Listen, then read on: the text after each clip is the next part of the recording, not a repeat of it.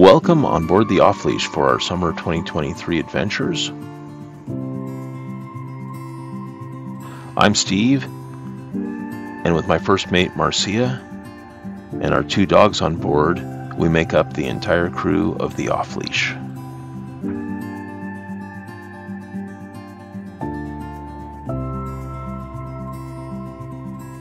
Our summer 2023 season offers exciting getaways and adventures on board our 47-foot motor yacht, the Off Leash.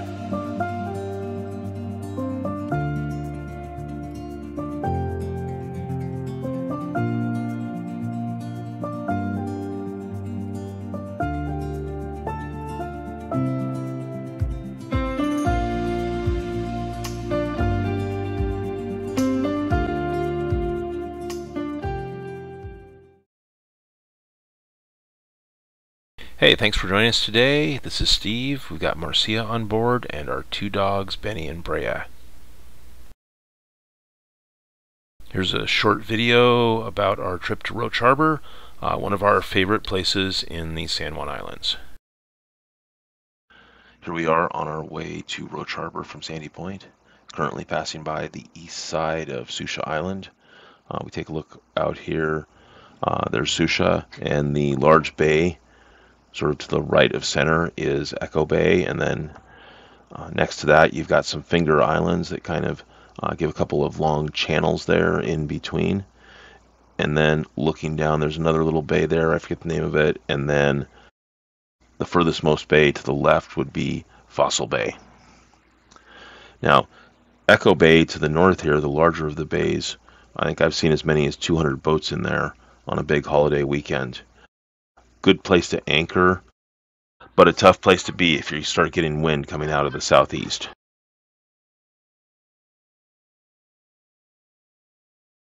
So for us, Susha Island is about a 25-minute trip from home, depending on the tides and how long it takes us to get out of the Sandy Point Marina. But it's one of the closest places that we can go by boat.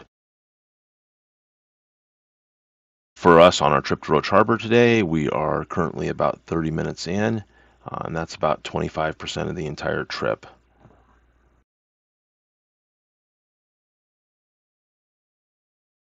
And as we come around the east side, headed towards the south on Susha Island here, we're approaching Fossil Bay. You'll see Johnson Point and Wiggins Head. And the last opening that you see there is Fossil Bay. Fossil Bay is the only place on the island that has a dock. There's plenty of places you could come into by dinghy, but Fossil Bay is the only place with a dock. And in fact, there's usually two docks there, unless you come in the winter, at which point in the winter they take one of the docks down and store it off in a more protected bay. In Fossil Bay, there are also mooring buoys. There's probably just over a dozen of them in there. And there's also a couple of places that you can anchor that are not too close to the mooring buoys. Echo Bay is on the north is better for anchoring, just because there's a lot more space and it's less crowded with all of the mooring buoys. And if you look past Fossil Bay through the small crack there, you can see there's a small bit of land, that kind of low-level land there. On the other side is Fox Cove. We've seen people anchor on the other side. It's not too big, but we've never actually anchored in Fox Cove ourselves. The beach there on Fox Cove is a little bit muddy, which makes it hard to bring a dinghy to shore or to get to shore there. So we just continue on. We're about 25% of the way through our trip to Roche Harbor, passing by Susha Island. And here as we come around the south side of Susha, you can see there's some cliffs along the beach there. There's a great trail that goes up around that end point with the cliffs and some great views out there. And then you can see how it sort of dips down low there. That's where the campground is. It kind of comes around from Fossil Bay there. On the other side of that is Fox Cove. But that end point there is certainly one of the best places to go hiking for some spectacular views on Susha Island. Yeah, and around the corner on the west side is Shallow Bay. And Shallow Bay is a pretty protected area unless the waves are coming out of the northwest. But if you go around, it's a pretty narrow entrance. You need to be really aware of the rocks and the location of the red and the green buoys. But if you've got a southeast wind, it's a much better place to be.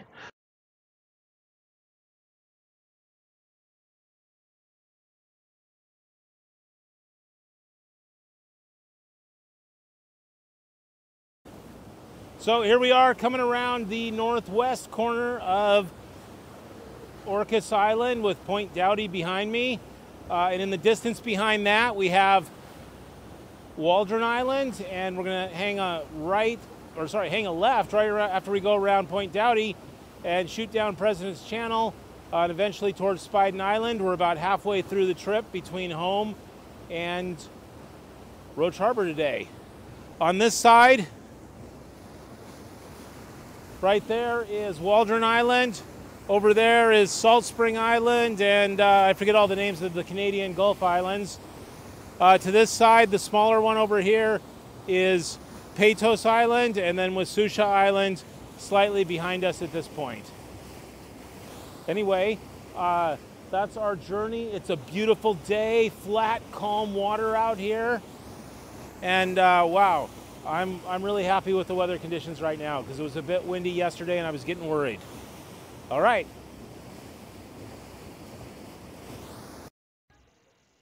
Here we go. We've just come around the opening between San Juan Island and Pearl Island, and we're headed right in towards the Roche Harbor Resort and Marina. This is one of those areas you can always tell the people who don't know what they're doing because they go way too fast through here, which causes a lot of problems for people on the dock. At this point, Marcia's downstairs and she is radioing in to Roche Harbor to find out what our slip assignment is, so we know where we're going to be able to park.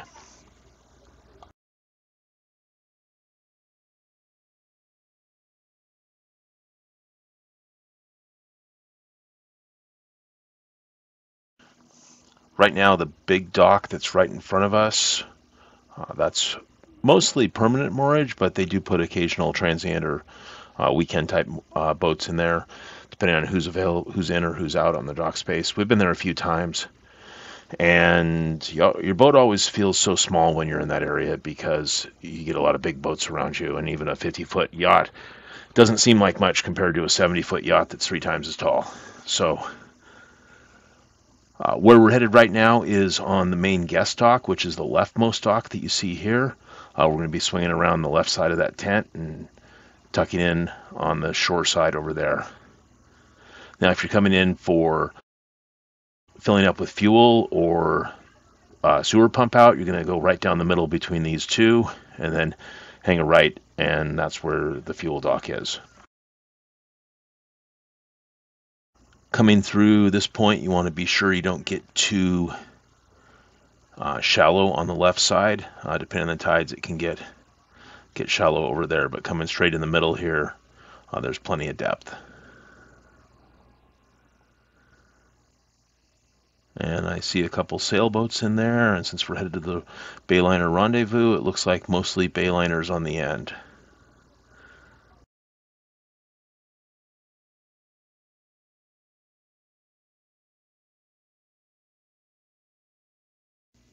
So at this point, Marcia's out front, dropping the fenders in. One of these days, she's got to take over driving so that I can be the one responsible for fenders instead of her. Just double checking the numbers on the sign to make sure we're going to the right place. And yep, it looks like we're just around the tent here and about 5th or 6th slip in.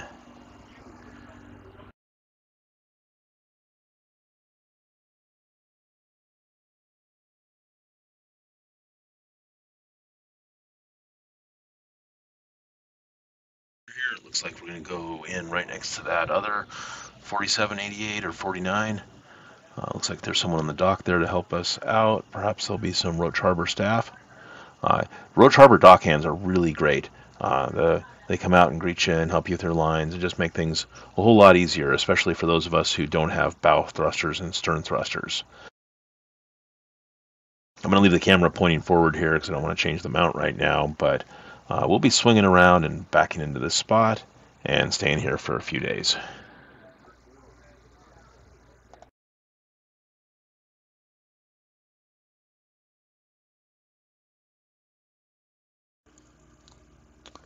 The Roche Harbor Resort and Marina, located on the northwest tip of San Juan Island, is a historic destination as well as one of the best resorts in the San Juan Islands. It has a combination of natural beauty, rich history, and luxury amenities.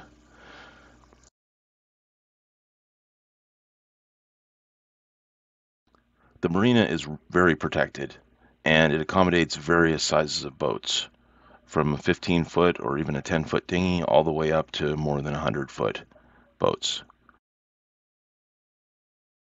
It has full service including power, water, and Wi-Fi accessible on the dock.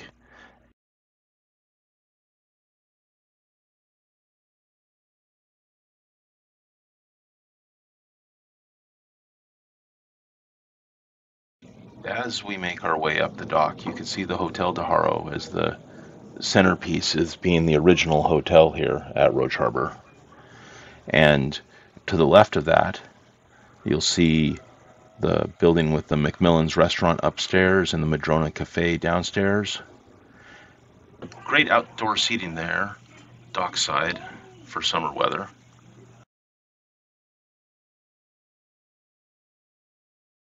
As we turn this way, you'll see the general store there. Next to the general store, I think, is some post office boxes. There might be a shop or two upstairs. There's a wine store around the corner behind the general store, and laundry facilities on the dock, and the Lime Kiln restaurant up top there. And below, then beyond that, on the dock is the fuel dock. And as we continue up the walkway towards the general store, on the left is a number of gardens that are popular for weddings during certain seasons of the year when you can count on the weather.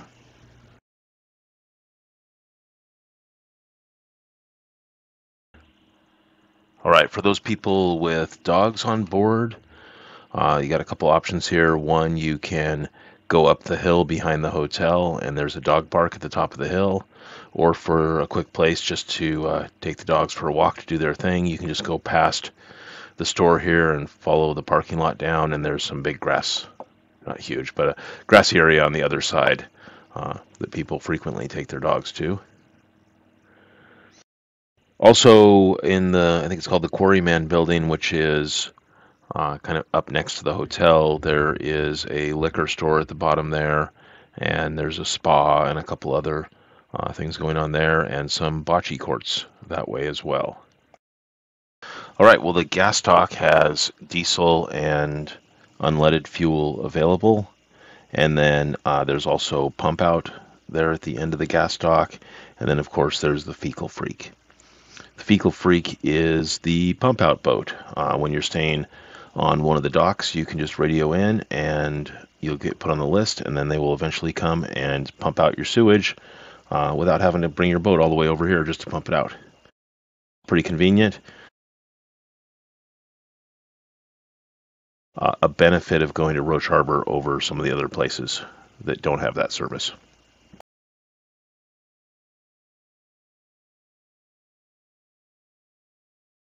Yeah, now there's a lot of space here on the fuel dock, and it looks like there's probably room for, I don't know, 3 or 4 good-sized boats in there.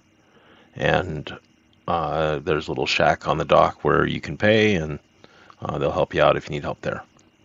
Across the way, there is the dinghy dock, so if you anchor out and just want to come in, there's a great place to just tie your dinghy up for a short stay, or even you can tie your dinghy there for the whole weekend when you're when you drop it off your boat if you're staying on the dock.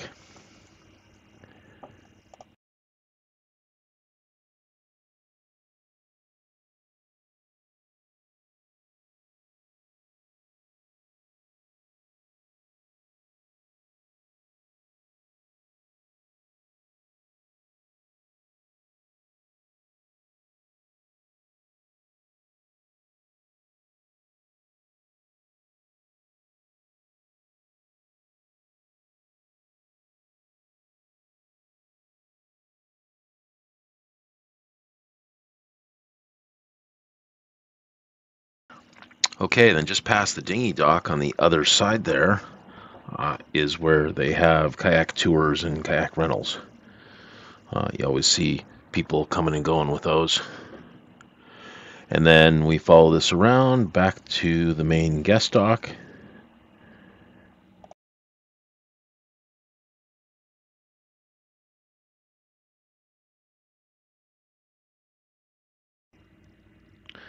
So this boat that we see in front of us now is in, I think, slip 1 on the main guest dock. The numbers go up all the way down to around 20 and then come back up the other side. Maybe it's 20 or 30, something like that. Anyway, if you can, some people like staying right here at the base of the ramp, but I've found that on a busy weekend with a lot of people in there and some low tide, it can get really stinky with like low tide smell. So I like to be further out on the guest dock. Much better smell at that point from our experience.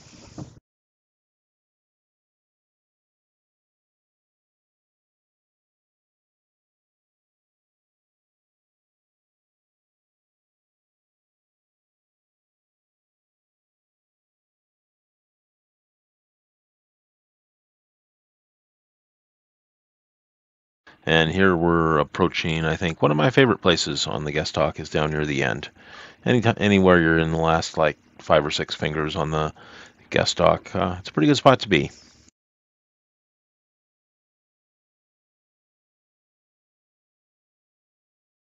The longer boats they typically put on the right side here and the shorter boats on the left. However, it didn't work out that way this weekend when I was shooting the video because it was a Bayliner rendezvous and we had a whole lot of 4788s around, so they took up both sides.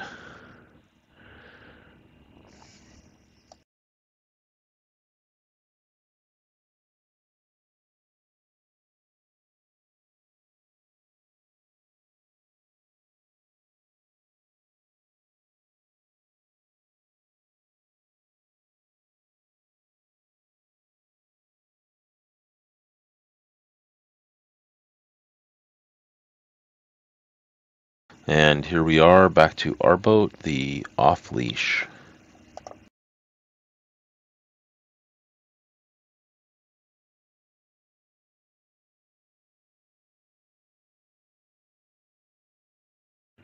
Even though we've seen many a sunset at Roche Harbor, they're still pretty spectacular every time you see them.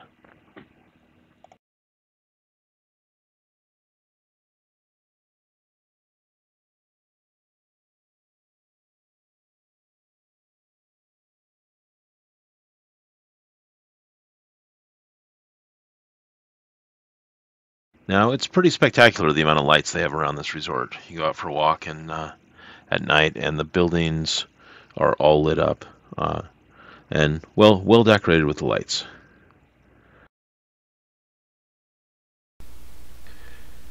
It's a whole different experience to walk the docks at night and see the lights. Feels quite safe, well lit, and not as many people about.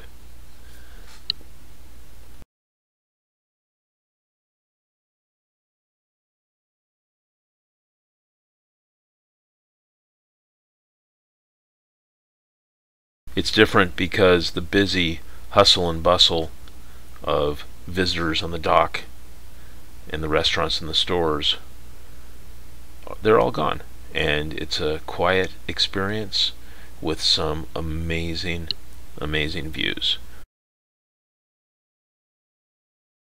If you're staying on a boat or staying in the resort, definitely get out for a walk around at night. You can see McMillan's, well lit up, maybe some of the last diners in there for the evening. The church on the hill, lots of lighting there as well. The Hotel de Haro in the back. The newer buildings just to the right of the hotel. The grocery store, and then to the right of that, the Lime Kiln restaurant and the flags. Definitely a different experience walking through here at night.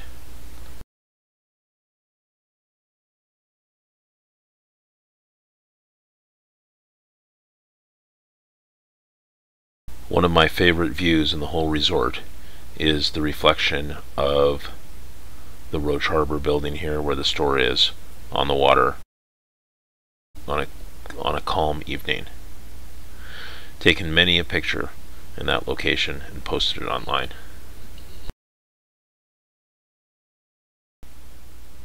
Well, that wraps up this episode, a tour of Roche Harbor and our travels to get there. We hope that if you haven't been to Roche Harbor, that this might inspire you to go there one day. And if you have, maybe you'll learn something new and different after watching this video.